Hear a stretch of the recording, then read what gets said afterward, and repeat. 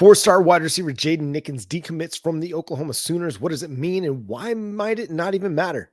Coming up next on Locked On Sooners.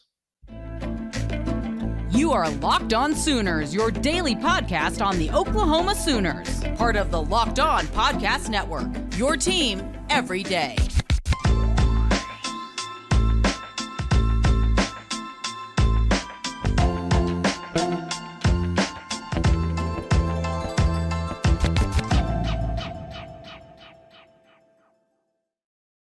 What's up, Sooner Nation? Welcome to Locked On Sooners, and thank you for making Locked On Sooners your first listen every single day. Today's episode is brought to you by Nissan. Are you the kind of driver that likes to push things a little further? Ever wonder what adventure could be around the next corner? Take the Nissan Rogue, Nissan Pathfinder, or Nissan Armada and go find your next big adventure. Check them all out today at nissanusa.com. My name is John Williams. You can follow me on Twitter at John9Williams. The show is at Locked On Sooners.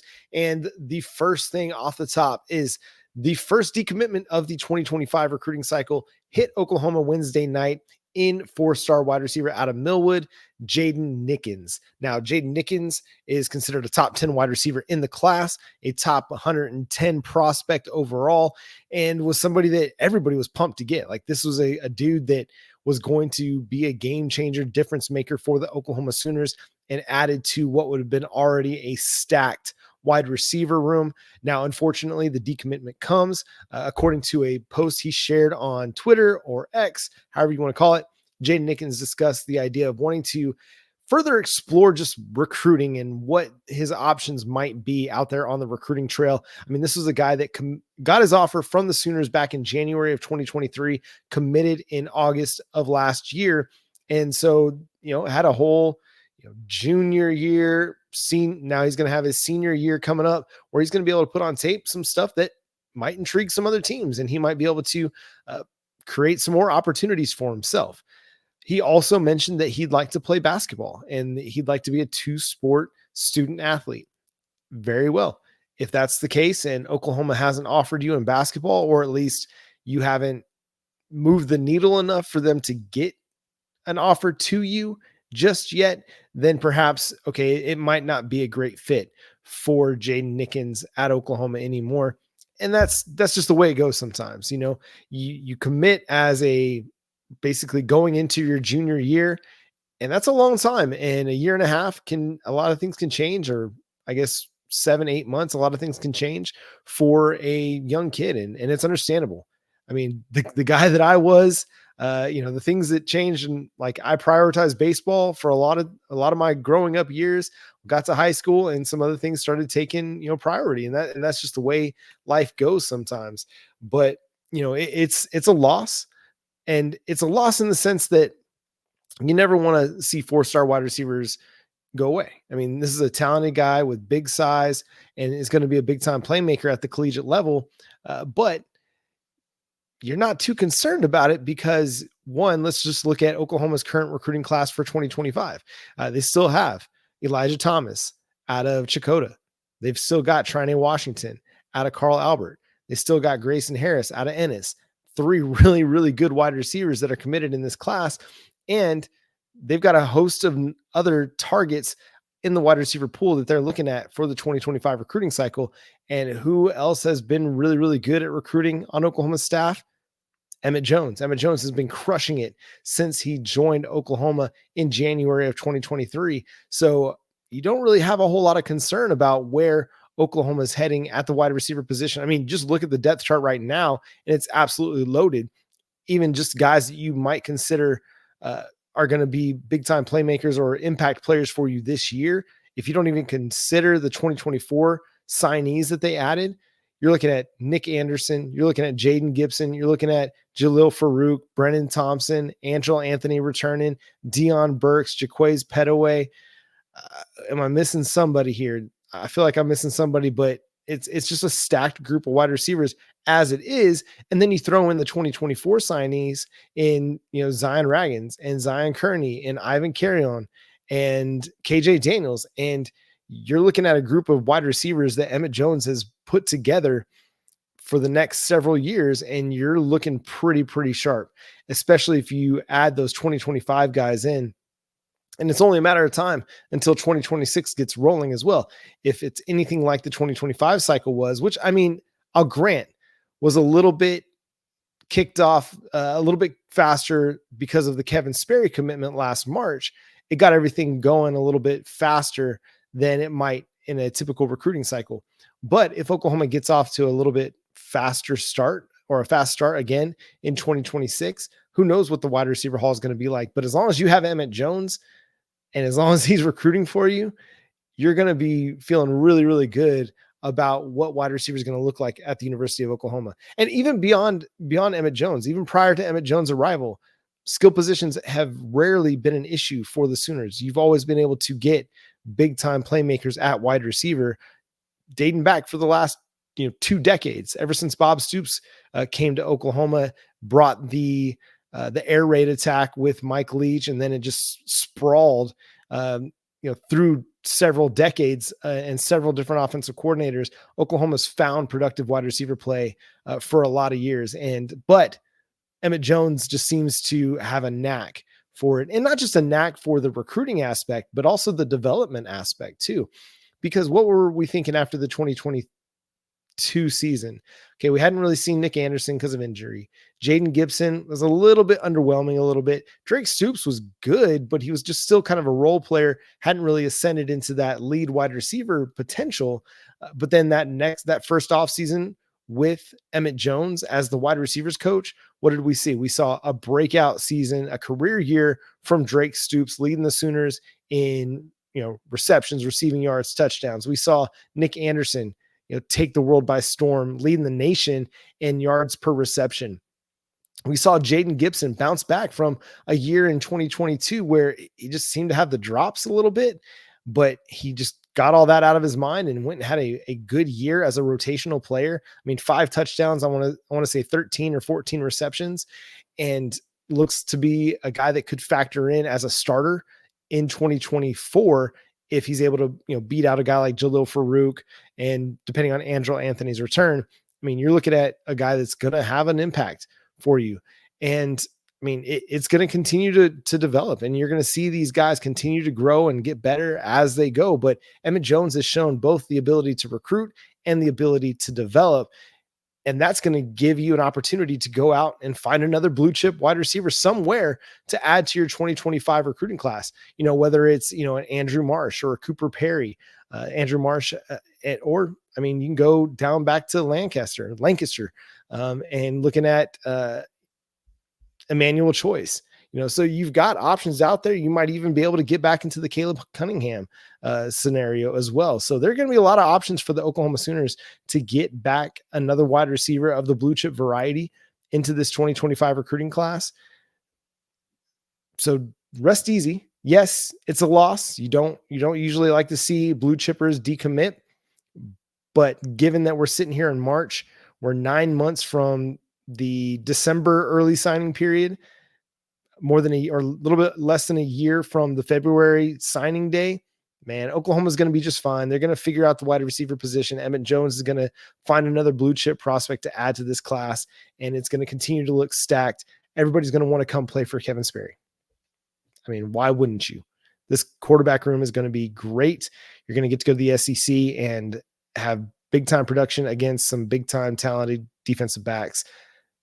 You want to be at Oklahoma.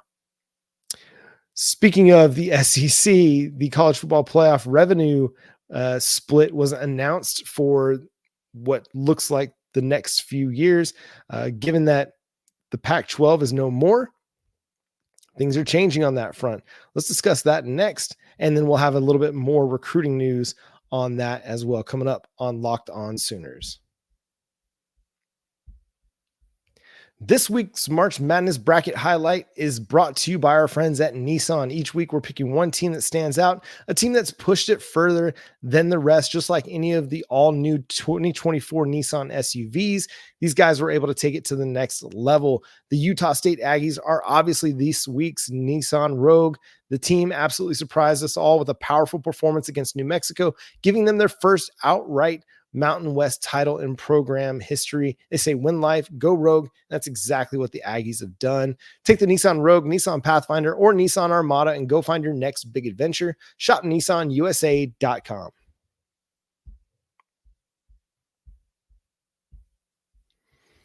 The college football playoff situation is an ever-evolving unfurling of plans and formats and revenue splits. Well, according to several reporters on the college football front, everybody's agreed on the revenue split. Now that the Pac-12 is no longer the Pac-12 and it's the Pac-2, sorry, Oregon State, Washington State, you don't really move the needle anymore. I'm sorry. Get into a real league, find your way into the Big 12 somehow, beg somebody to get you into the Big 10, however it's got to be. You got to figure out something because that ain't going to do it as the Pac-2. But according to Dennis Dodd of CBS Sports, is he still with CBS Sports? I think he might be with ESPN. I can never remember where Dennis Dodd is. These guys move around. Dennis Dodd of CBS Sports. The revenue split for the college football playoff beginning in 2026, the SEC will get 29%, the Big 10 29%, the ACC 17%, Big 12 15%, the Group of 5, Group of 6, if you want to include the Pac-2, 9%, and then the independents get the remainder of that split. So it's clear. The SEC, the Big 10 are valued at a rate much higher than the ACC and the Big 12. We already knew that. The numbers were already revealing that. And this college football playoff split just goes to show more of that. This is why Oklahoma and Texas and USC and Washington and Oregon, all these teams were making moves in conference realignment. The writing was kind of on the wall. The writing had been on the wall with the SEC as they had been becoming the premier program in college or premier conference in college football, with their numerous national titles over the last 12.5 years, whether it's Alabama or LSU or Georgia, everybody in the SEC was winning and winning big. And the conference itself had raised their profile to such a level that, I mean, it needed, or didn't really need anything, but it was drawing the best programs in the country to it. Oklahoma and Texas being two premier programs saw the writing on the wall and decided, hey, we need to go be a part of that. And that's part of the reason why they're heading to the SEC, is to ensure themselves a seat at the table as college football continues to evolve. Because you look at that Big 12 number, and yeah, that Big 12 number would have been higher if Oklahoma and Texas were still in the Big 12, but I don't know if it would have been up in the 20 percentile range. I think if you consider where the ACC is at, 17%, with Oklahoma and Texas in the Big 12, you might have been able to push 17, 18%, 19%. But I mean, the ACC's got big time programs in it too. Florida State, Miami, Clemson, North Carolina. I mean, North Carolina may not be a power program on the football field, but it's got a fan base that's pretty passionate, and it's got a pretty good fan base to it. And that's probably why you see North Carolina being able to move into the Big 10 or the AC or the SEC at some point down the road, because not just their basketball program, but the football program as well, it stays at a competitive level. But even with Oklahoma and Texas, the Big 12, I don't know if it was going to be pushing something better than what the ACC is getting right now. Maybe it's possible. But you look at the Big 12 and what it's currently going to be constructed as, bringing in Utah and Colorado and the Arizona schools, it didn't move the needle enough to put them on par with the ACC. Now, I imagine, yeah, Oklahoma and Texas would have had them at least on par with the ACC, but could they have pushed themselves into that 20%? I don't know. But you get into the SEC, yeah, there are more teams. You're one of 16 splitting that, that 29%, or however the SEC is going to delineate that 29%. And I mean, that's a big difference. If we're talking about $100 and the Big 12 is only going to get 15, but the SEC is going to get 29. And every year that $12 difference or $14 difference grows you add that and stack that on every single year, and that's going to add up eventually. And so, yeah, it's going to be interesting to see, how much college or conference realignment continues to unfold over the next few years. The ACC is kind of locked in, at least with their TV deal, until 2035, if I remember right.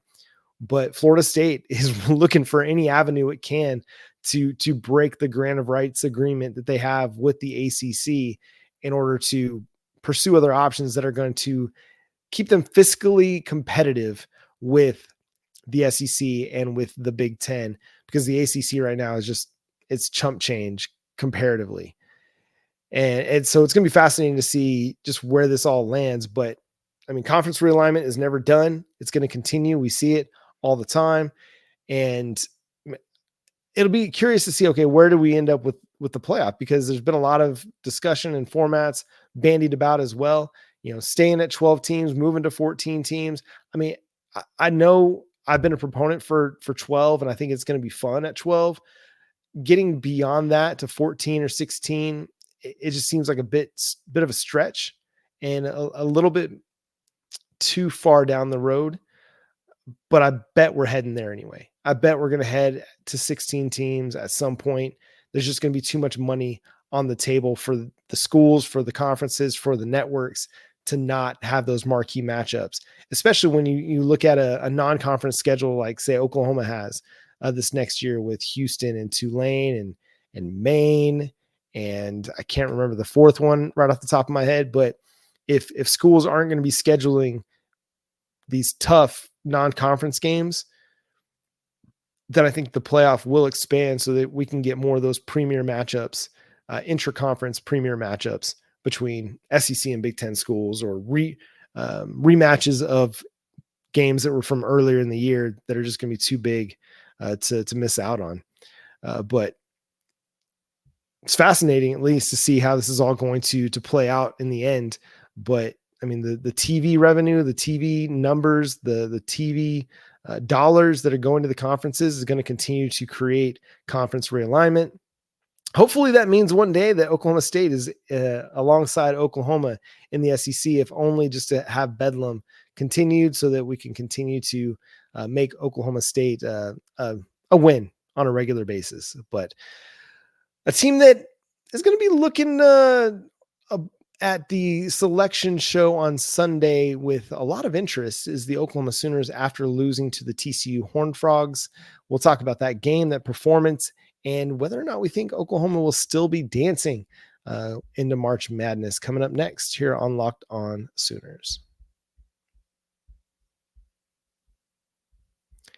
Fire TV is your destination for sports, from live games to highlights to in-depth analysis. Fire TV offers amazing viewing experiences with smart TVs, as well as the Fire TV stick that you can plug into your existing TV that provides access to millions of movies and TV episodes, as well as free and live TV. Whether it's opening weekend for baseball or the college basketball tournament, you're going to want to have a Fire TV. Fire TV recently created Fire TV channels to deliver a constant supply of the latest videos from your favorite sports brands, all for free. That includes all of us at Locked On and most of the big pro leagues and college conferences as well. Fire TV channels let you dive into all of the game analysis, highlights, and more to keep up to date on all the latest in the world of sports, March Madness and the NBA, MLB, and so much more. Not to mention great news, entertainment, gaming, travel, cooking videos as well. Check out Fire TV channels on Fire TV and Alexa devices. If you haven't checked out Fire TV channels, you should. Trust me on this. To learn more, visit www.amazon.com/lockedonfiretv.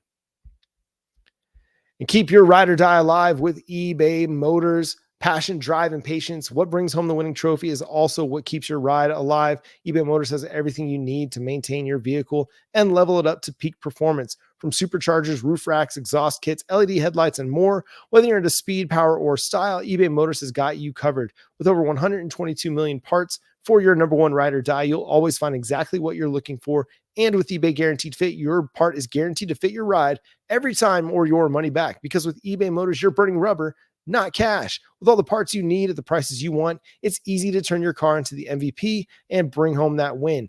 Keep your ride or die alive at ebaymotors.com. Eligible items only. Exclusions apply. eBay Guaranteed Fit only available to U.S. customers.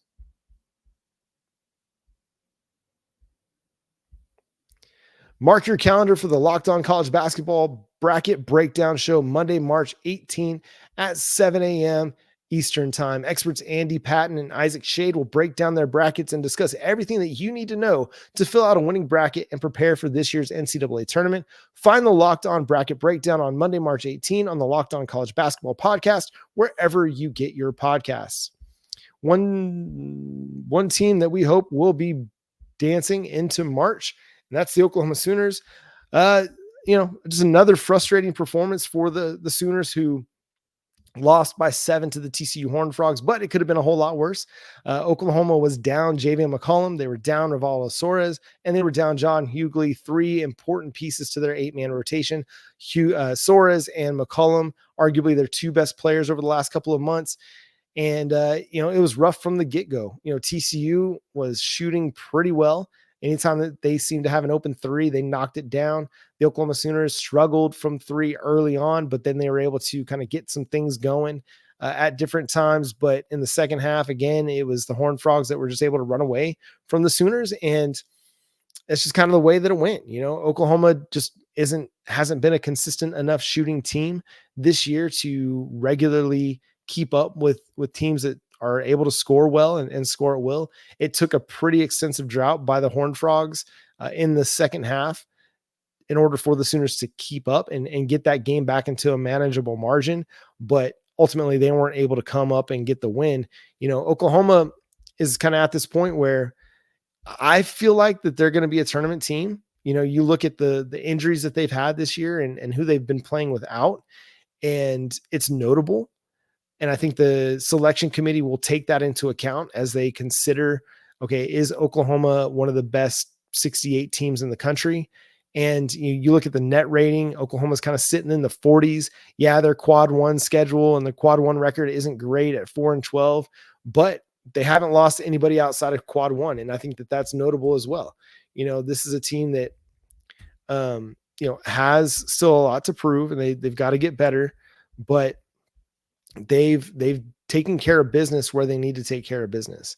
Again, 4-12 in quad 1, undefeated against quads 2, 3, and 4. They're 20-12 on the season now. And I think that they're a tournament team. I really do. I felt like that for some time now, for the last couple of weeks. The stretch of basketball that they've been has been a tough stretch. TCU is just kind of a bad matchup for them. The stretch they had where they had Houston and Kansas and Texas, and I can't remember, there was one other ranked, Baylor was the other ranked opponent that they had to play, and it just didn't go well. And when you're not a consistently good offensive team and you're missing 3 of your better offensive performers, that's just kind of where it's going to lead. And I don't think this is any statement or declaration about what this team is, this loss to TCU, because again, they got blown out they lost to TCU back to open conference play when they were considered a top 10 team. Obviously they weren't a top 10 team, but TCU just wasn't a good matchup for them. And that's sometimes styles make fights and matchups matter. And if you get a team that's not a good matchup, they can take advantage of you. And that's kind of where it landed for Oklahoma. They're a physical team. They do a really good job protecting the paint, and Oklahoma's bread and butter is getting to the basket. Well, TCU is able to kind of take that away, and that made a big difference in the Big 12 tournament loss on Wednesday. So I do think that this is a tournament team. Obviously, it'll come down to them kind of sweating out some of the conference tournament games where maybe some teams win their conference tournament that weren't expected to, and it might take a bit away from somebody else somewhere else. But I do think that having played in the Big 12, an 8-10 record in the Big 12, that undefeated record against quad 2, 3, and 4, where they have no bad losses on their resume. All their losses, yeah, they might have some blowout losses where they're by double digits or more, but at least they're 2 teams that would be considered good in the net ratings. So I feel pretty comfortable and pretty confident that Oklahoma is going to go dancing. Now, what happens when they get into the tournament, the NCAA tournament, that's going to be anybody's guess, because a lot of it's going to depend on the health of Javian McCollum, the health of Rivaldo Soares, and the health of John Hugley. All are expected to be available when the NCAA tournament starts. But again, that's going to be a big if. and that's going to impact Oklahoma's chances at winning pretty significantly. But some interesting things to watch over the next few days. I still think they're a tournament team. I think Porter Moser is going to be back next year. He was pretty definitive on that on social media. So, it's a program that's in process. It's a building. It's building this program up and trying to develop it into where it's a tournament team year in and year out. So we'll see what Selection Sunday has to offer for the Oklahoma Sooners. Locked On has launched the first ever national sports 24/7 streaming channel on YouTube, and now it's also available on Amazon Fire TV and the free Fire TV channels app. Locked On Sports Today is here for you 24/7, covering the top sports stories of the day with the local experts on Locked On, plus our national shows covering every league. Find Locked On Sports Today now available on the free Fire TV channels app. And that's going to do it for today's episode of Locked On Sooners. Thanks so much for tuning into the show and being a part. Subscribe to the show wherever you get your podcasts. We're free and available on all podcast platforms and on YouTube. Go hit that notification bell, that subscribe button to let you know when new episodes drop. Follow Josh, my buddy here on Twitter at JoshOnRef. He's covering Oklahoma baseball, doing the play-by-play for them in their doubleheader against the UTA Mavericks. And so unavailable for us, but he'll be back for Friday's show to end the week on a high note with Josh being back. Follow the show on Twitter at Locked On Sooners, or you can follow it on TikTok at Locked On Sooners, or on Facebook, Locked On Sooners Podcast, or Instagram. We're available everywhere. And I look forward to always having a discussion with you, the Sooner fans, on all of our social media profiles.